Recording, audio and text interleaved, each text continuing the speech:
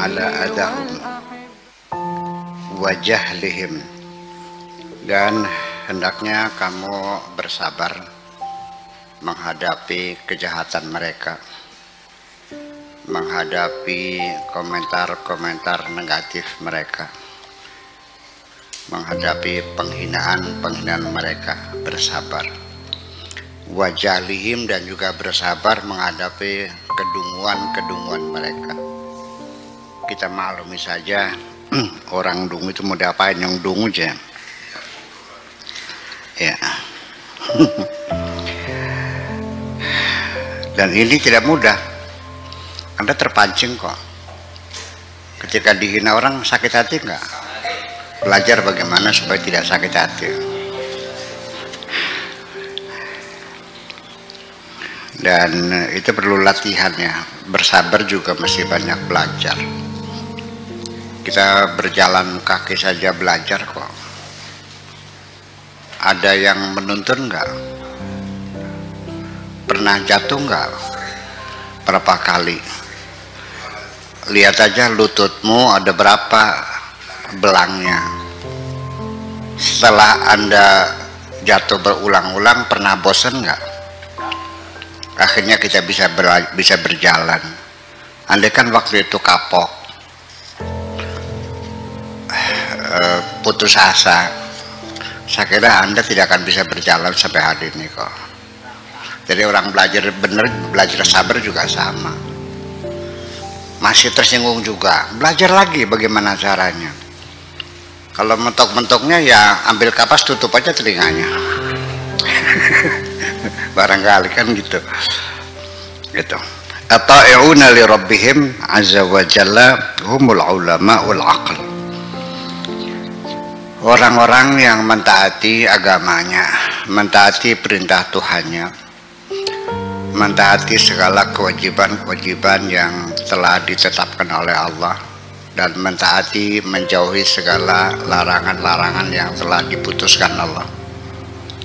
Mereka itu adalah al-ulama al-aqal, adalah orang-orang yang berilmu pengetahuan dan orang yang sangat rasional. Ya. Wal asuna, sedangkan orang yang selalu melawan Allah, wal asuna li rabbihim azza wa jalla humul juhalul majanin, itu orang dungu, orang goblok yang gila, orang sinting. Orang yang tidak mentaati perintah Tuhan itu orang sinting, orang bodoh. Ya. Al-asi, pertama adalah orang yang bermaksiat itu jahila rabbahu, dia tidak mengenal Tuhannya. Satu. Azza wa jalla fa'asahu, sehingga dia melawan Tuhannya. Wa taba'a syaitanahu, dia mengikuti setannya. Wa wafaqahu, dan sepakat dengan setannya. Falau lam yajhal, andaikan dia tidak bodoh, lama asa, tentu dia tidak akan melakukan kemaksiatan karena bodohnya itu. Bodoh. Ya bodoh, goblok. Ya, lau arafa nafsahu, kalau dia kenal dirinya, wa alima annaha ta'muruhu bisu, kalau dia tidak mengenal nafsunya dirinya, dan dia tahu bahwa nafsumu menyuruh kamu melakukan keburukan-keburukan, lama wafaqaha, tentu kamu tidak akan sepakat. Ya.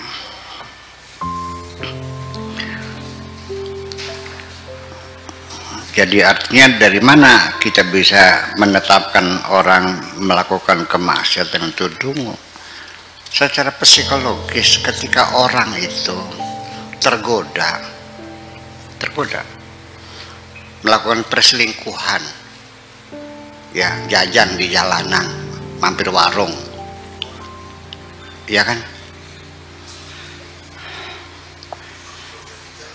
Iya. Orang kalau sudah bersahwat, otaknya hanya sejengkal kok. nggak bisa berpikir panjang. Dia tidak bisa mengkalkulasikan akibatnya apa. Bisa rumah tangganya berantakan, bisa anak-anaknya dendam kepada kamu. Harta kekayaan yang sudah kau himpun lama dihancurkan semua itu, hanya sekedar ingin mendapatkan kenikmatan yang sekejap itu. Goblok ya pintar. Ini kaum lelaki banyak yang kalah dalam bidang ini nih, dalam pertarungannya. Padahal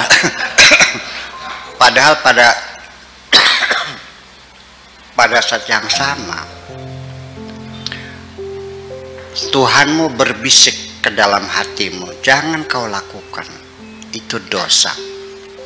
Dan kau juga mendengar sendiri, maka ada rasa ketakutan di hatimu, lututmu bergetar kok, jantungmu dag-digdukan. Ya kenapa kau abaikan semuanya itu? Iya, karena bagaimanapun yang ada di ruangan ini masih rajin sholat, masih rajin beribadah, masih ada kebaikan hatinya, suka menolong orang, ya kan begitu? Ya sholatnya kadang-kadang subuh kesiangan, ya zuhurnya dilakukan, asarnya lupa, misalnya ketinggalan, tapi masih bersujud sekalipun tidak rutin. Itu masih ada hotline-nya, masih berbunyi kok. Hotline-nya masih berbunyi, sekalipun kerasa-kerasek ya, teguran tuh ada. Betul nggak? Saya ngomong beneran nih. Lutut bergetar namanya, ada rasa takut. Tapi kenapa Anda terkalahkan? Ya itu masalahnya.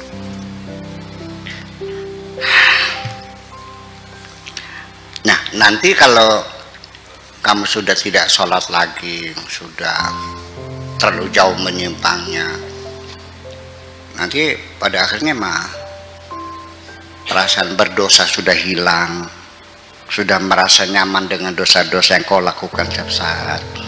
Lama-lama engkau tidak ditegur lagi oleh Allah.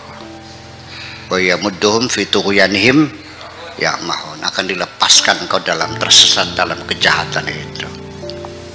Kalau sudah tidak masih berdosa, nanti akan bertahap lebih maju lagi.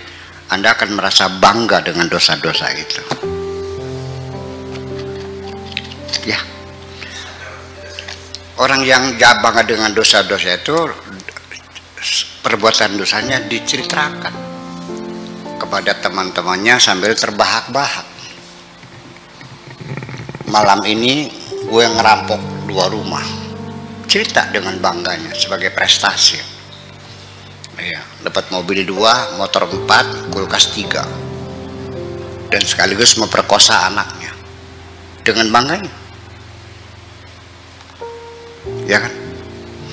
Atau hasil curiannya dipamerkan kepada tengah masyarakat, bikin rumah yang mewah seharga 50 miliar di tengah-tengah perumahan yang kumuh. Dengan bangganya aku kaya, sudah nggak ada rasa malu lagi. Betul nggak? Ada nggak orang yang memamerkan hasil curiannya di hadapan orang?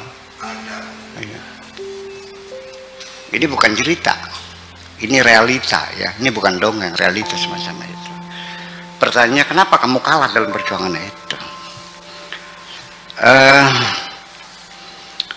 Sebelum kalah terjadi pertempuran sengit antara tarikan kanan, tarikan kiri. Nah, ketika nanti dalam pertempuran di dalam hatimu semacam itu, ketika engkau menyadari bahwa engkau akan kalah dalam pertarungan itu, jangan segan menciri celah yang keras. Panggillah Tuhanmu, tolonglah kami, tolonglah aku. Ya, ya kan? Allah akan menolongku. Ud'uni astajib lakum, panggillah aku, akan kusahuti. Panggillah aku dan akan aku sahuti panggilanmu itu. engkone kan nun ya kan Gusti nun sumuhun Gusti pangeran sumuhun gitu. Udhoni astajib lakum. Nah, kasus yang ketiganya tidak ada yang kalah, tidak yang menang, sebanding. Di situ akan mengakibatkan stres, depresi, ya, akan ada disorder, ya, emosional disorder, gangguan emosi dalam diri Anda, ya, iya, yang terjadi. Ada kegelisahan, ada kegamangan.